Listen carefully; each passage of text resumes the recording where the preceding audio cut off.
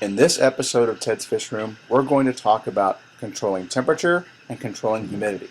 Controlling temperature is important to the health of your fish. Controlling humidity, however, a frequently overlooked factor in a fish room, is important for maintaining the health of your house and family.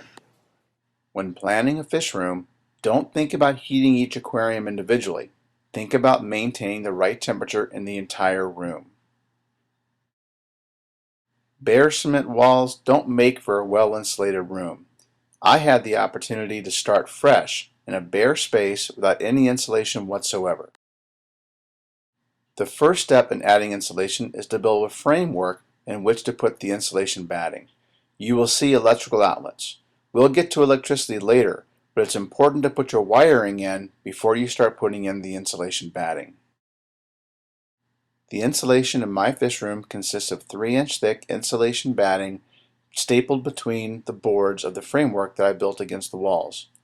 I chose not to put any drywall over my insulation.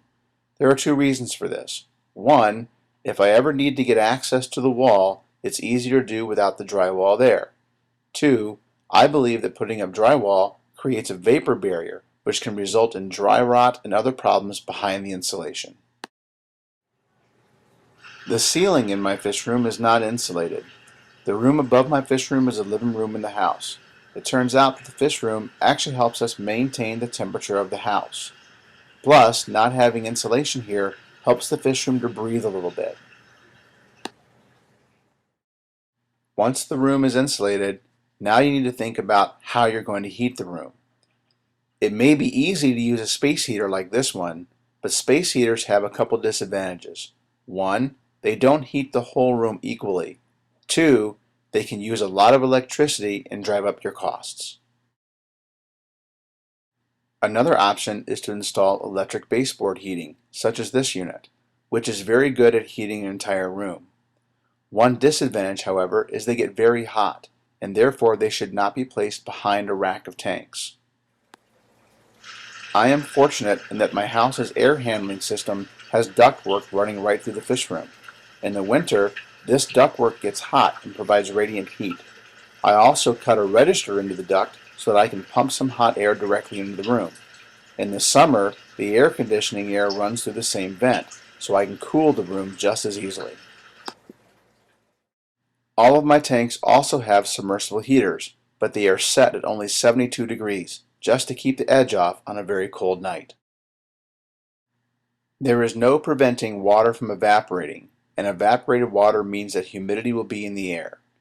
One important factor to think about is what that humidity is going to do to your house. Humidity will cause mold, mildew, and dry rot, which can negatively impact the health of your family and can ruin the structural integrity of your home. Don't let this happen to you. Take steps to control the humidity in your fish room. The first line of defense against humidity is a tight glass top over every aquarium in the fish room. I use glass tops that cover most of the aquarium with only one small piece that's easily removed for feeding and doing water changes. This one step stops 90% of the humidity in a fish room.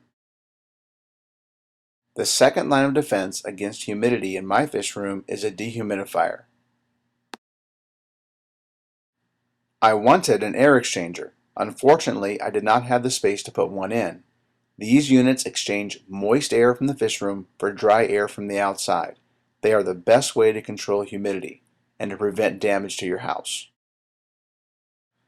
Do you want tropical fish or do you want cold water fish? Unfortunately, maintaining one fish room at two different temperatures really isn't possible. So when you're planning, you should think about the types of fish you want to keep. I maintain the temperature in my fish room at approximately 74 to 76 degrees Fahrenheit. This is a good temperature range for most of the fish that I like to keep. For fish that like water a little warmer, all I need to do is crank up the heater that is in their tank. Species that like the temperatures a little cooler, I have to get a little more creative. Usually, I keep those species on the bottom racks where the temperature is not as high.